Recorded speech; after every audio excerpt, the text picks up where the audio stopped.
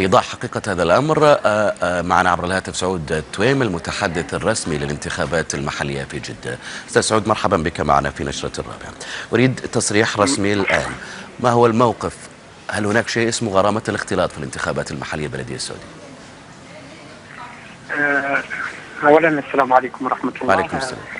بطبيعة الحال كل مرشح ومرشحة أعتقد أنه حينما تقدم باستمارة الترشيح لديه لجنة الانتخابات مطلع ولديه المام كامل بالشروط واللوائح التنفيذية. طيب، أي مخالفات في الانتخابات تنظر فيها لجان الفصل. أنا سؤالي واضح أستاذ سعود، معلش ما عندي وقت طويل. مسألة غرامة الاختلاط، هل هناك بالفعل شروط على المرشحات النساء في هذه الانتخابات البلدية؟ هل هناك غرامة ستفرض عليهن في حال التقوا بالناخبين؟ سؤالي واضح. قد يصل بعض المخالفات إلى الإلغاء، يعني سواء لأنه لا يمنع منعا باتا الاختلاط.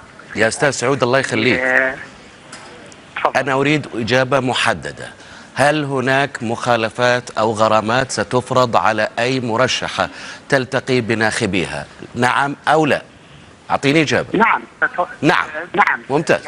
يعني بس ما هي نوع المخالفة؟ المخالفات تتدرج، المخالفات تختلف.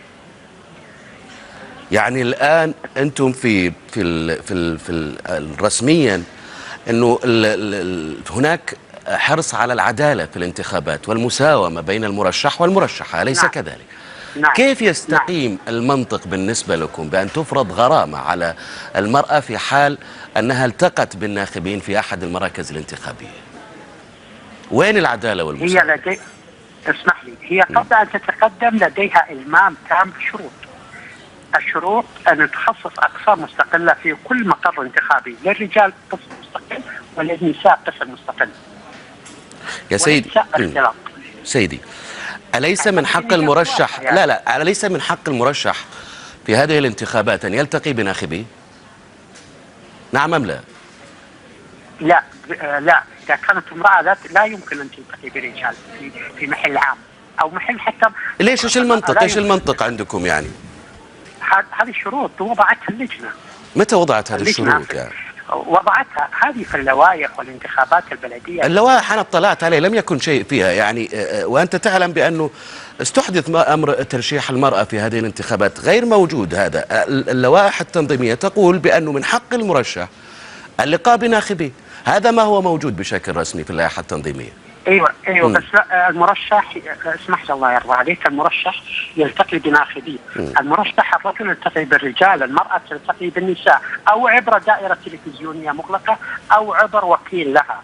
يعني ليس شرطا ان يكون هناك يعني بس ليش يعني ما المرأة يا أخي موجودة في كل مكان؟ يعني هي محاضرة، هي الآن عضوة في مجلس الشورى، تشارك وتناقش وتجيب عن الأسئلة. المرأة يعني حاضرة في كل مكان، فما هو المنطق في الانتخابات ليه؟ هذه أنا أمامي لوائح وضعت في الدائرة، وهذه وضعتها لجان، لا يمكن أني أنا يعني أصرح بإجازتها وأرفضها وأرسلها. طيب يعني الآن كيف تقنع المرشحة ناخبيها بما يمكن أن تقدمه لهم من دور فاعل يعني، وكيف ممكن أن تؤثر وتتفاعل معهم؟ أعطيني الفكرة، وش تسوي؟ ممكن يعني ممكن هي حتى عن طريق قنوات التواصل وصلت المرأة إلى أن تحصد أرقام كبيرة في لدى جمهور معها متابعها، عن طريق المرأة لها فترة في الانتخابات خاضتها وصوت لها الرجل. يعني هو يصوت إلى برنامج وليس يصوت إلى شكل، إذا سمحت لي، أو إلى ذا.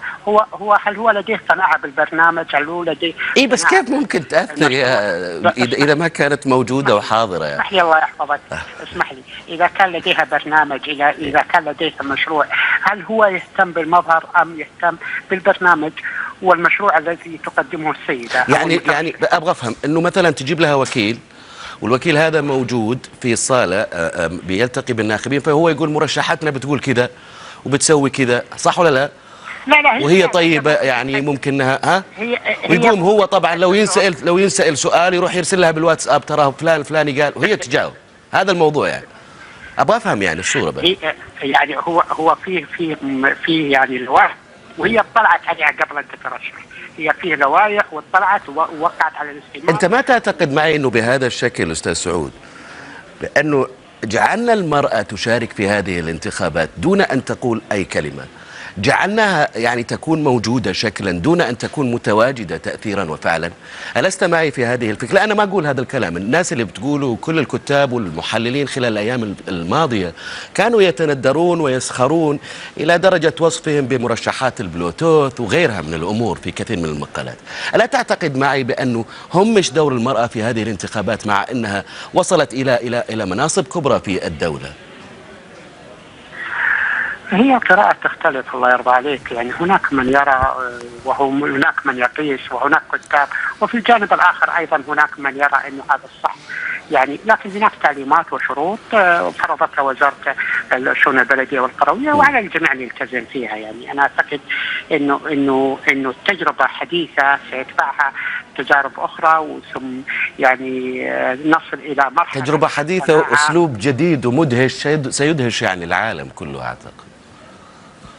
والله أستاذ خالد، عدد المتقدمين من الناخبين يعني أن يصل إلى 1.5 مليون عددا من الناخبين، أنا أعتقد أنه رقم يعني فيه تجاوب كبير قياسا بتعداد السكان. ليس إذا هنا أين التندر حينما يتقدم لك في التصويت 1.5 مليون؟ رقم أنا أعتقد أنه كبير جدا وليس مجال أن نجد. طيب لما تفوز في الانتخابات مو بتروح هي في المجالس البلدية بتحضر، بتكون متفاعلة، ما راح يكون في اختلاط يعني؟ هي حاضرة في مجلس الشورى، وش المشكلة؟ لا أنا هي الآن في الانتخابات ما راح تلتقي بناخبيها. أنا لما تفوز على افتراض أنها بتفوز يعني مو بتروح للمجالس البلدية، والمجالس البلدية هذه ما فيها رجال واختلاط قبل كده. طيب هو ما لما تيجي تقدم على تصريح ما راح اصلا تاخذ التصريح من رجال موجودين في المركز الانتخابي، وبالتالي في اختلاط؟ يعني شو التناقض هذا؟ انا اعتقد انه هناك ليس في تناقض، هناك في تعليمات، هناك في اشتراطات. واضح. تفضل. شكرا لك. سعود التويم المتحدث الرسمي انتخابات المحلية في جدة.